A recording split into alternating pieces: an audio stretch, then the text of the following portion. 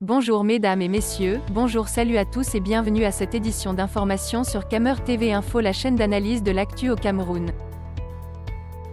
Ne rien taire pour plaire, ne rien dire pour nuire est notre credo. Voici pour commencer le titre de cette édition. Les experts en droits de l'homme des Nations Unies éventrent le complot du régime Biya contre Maurice Kamto.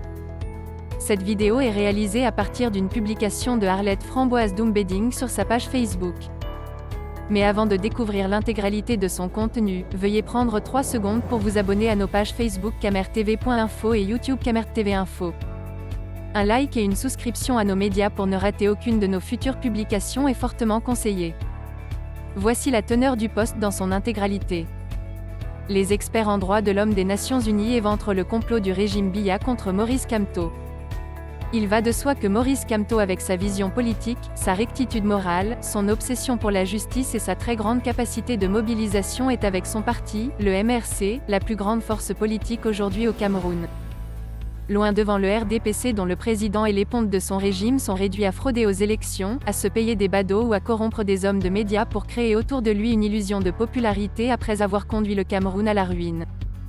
C'est dire si Maurice Kamto, qui jouit d'un grand courant de sympathie et d'une très grande popularité auprès des populations camerounaises, est devenu très vite un obstacle gênant aux yeux du régime et de ceux qui dans l'ombre caressent secrètement le rêve antidémocratique de la transmission dynastique du pouvoir au profit de l'un des leurs. Pour parvenir à leur fin, il fallait bien résoudre l'équation Kamto. Et comment ? Par des accusations farfelues du genre Maurice Kamto est porteur d'un projet insurrectionnel. Des gros mots qui, rapportés aux faits, ne veulent absolument rien dire.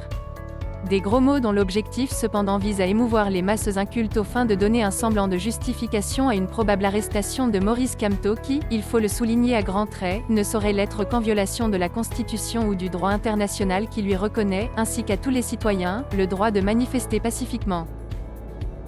Le rapport des experts indépendants des droits de l'homme des Nations Unies sur la situation des droits de l'homme au Cameroun tombe à pic. Puisqu'il vient ébranler les fausses certitudes d'un régime aux abois qui ne rêve qu'à museler un adversaire politique très fort et très gênant. Un régime qui avait néanmoins réussi à convaincre un certain nombre d'incultes de ce que les marches pacifiques sont une insurrection assimilable à un crime et punissable par la loi. Des universitaires et avocats corrompus étaient d'ailleurs montés au créneau pour soutenir cette imposture au moyen de ridicules arguties. J'imagine le niveau de honte qui les habite aujourd'hui après le recadrage par les vrais experts en droit de l'ONU qui assurent que les manifestations pacifiques ne peuvent en aucun cas être assimilées à un crime. C'est ici que le complot contre Maurice Kamto est éventré. Car c'est sur cette fausse interprétation des textes de loi que voulait s'appuyer le régime pour bâillonner définitivement Maurice Kamto. Mais mal lui en a pris. Car comme on dit au quartier, les Nations Unies ont vu ces choses de loin. Malgré les apparences, c'est la désillusion totale à Yaoundé, croyez-moi. Le complot contre Maurice Kamto vient d'échouer lamentablement. Yaoundé sait désormais quelle sera la position de la communauté internationale s'il s'entête à enfermer Maurice Kamto.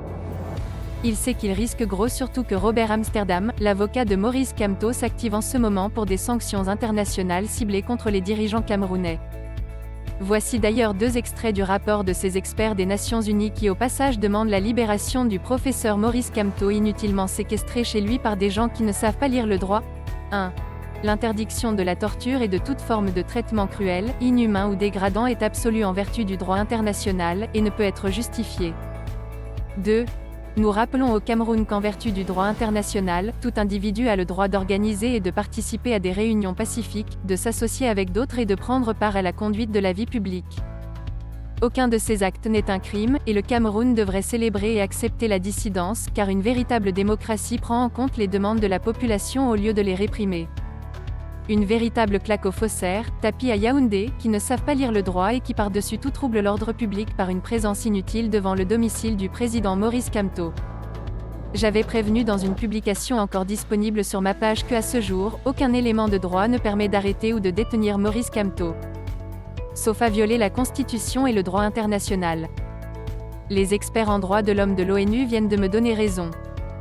Je peux vous promettre que s'ils ne prennent pas en compte ces observations pertinentes des experts de l'ONU et s'entêtent à enfermer arbitrairement une seconde fois le leader Maurice Kamto, ils vont lire l'heure de la révolution qui se met en place.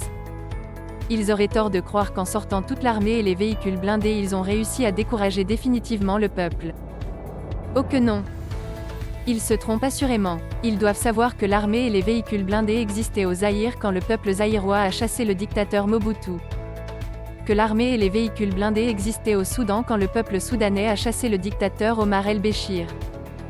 Que l'armée et les véhicules blindés existaient au Burkina quand le peuple burkinabé a chassé le dictateur Blaise Compaoré. Qu'il ne faut pas confondre le silence imposé à un peuple par les armes et l'acceptation de la servitude d'une dictature corrosive pour le bien-être et la dignité de l'homme.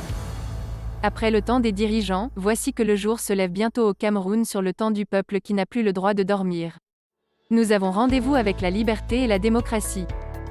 Il y a des sacrifices à faire, des épreuves à surmonter, des batailles à remporter. Tous ces efforts et ces sacrifices valent d'autant la peine que nous n'avons jamais été aussi proches du but. Et pour ceux qui seraient tentés par le découragement, rappelez-vous toujours de ces deux choses. 1. Quand on lutte avec conviction pour des causes justes, on n'abandonne jamais. Si vous abandonnez, c'est que vous n'avez aucune conviction. C'est-à-dire que vous êtes un peu comme les girouettes du RDPC. 2. Chaque chose a un prix qu'il faut accepter de payer à travers la persévérance ou les sacrifices qui s'imposent. Car comme le dit la maxime, à vaincre sans péril, on triomphe sans gloire. Tenons-nous prêts pour les actions pacifiques de libération. Nous y sommes presque déjà puisque Paul Biya est en train de partir, et il ne nous reste d'ailleurs de lui que ses anciennes photos. Arlette Framboise Doumbeding. En bonus de cette publication, veuillez trouver dans la suite, Arlette Framboise qui s'indigne contre les nominations des élèves au concours de l'ENAM. Ils sont de quel village, la majorité de ceux qui ont été nommés pour être élèves à l'ENAM? Le peuple a raison sur toute la ligne. Paul Biya doit partir pour que l'ENAM redevienne l'école de tous les Camerounais. Pour que le vivre ensemble reprenne droit de cité. Pour que ce pays appartienne de façon équitable à tous les Camerounais indépendamment de leurs origines ethniques. Il suffit de sortir massivement dans la rue pour dire non au tribalisme et au règne de l'imposture. Ce qui s'est passé au concours de l'ENAM est absolument scandaleux. C'est insoutenable pour qui comprend que ce pays est plongé dans la guerre à cause de l'égoïsme et de la boulimie de ses dirigeants. Néanmoins, ce pays changera si vous le voulez, si nous le voulons en tant que peuple. Le 6 novembre, c'est demain. C'est une autre étape dans le processus qui va mettre fin au règne de l'imposture. Ne soyez plus les spectateurs passifs de la destruction de votre avenir. Prenez votre destin en main. Le peuple a toujours le pouvoir de changer son destin heureusement. Cependant, ayons toujours le sens du discernement pour ne pas confondre le régime et l'ethnie. Nous dénonçons exclusivement le régime tribal de Paul Biya. Parce que c'est ce régime qui est tribaliste. C'est lui le mal absolu. Le mal qui est en train de détruire ce pays. Voici que la publication est terminée. Veuillez prendre 3 secondes pour liker la vidéo et la partager. N'oubliez pas de vous abonner à la chaîne YouTube Camert TV Info. À bientôt pour de nouvelles publications.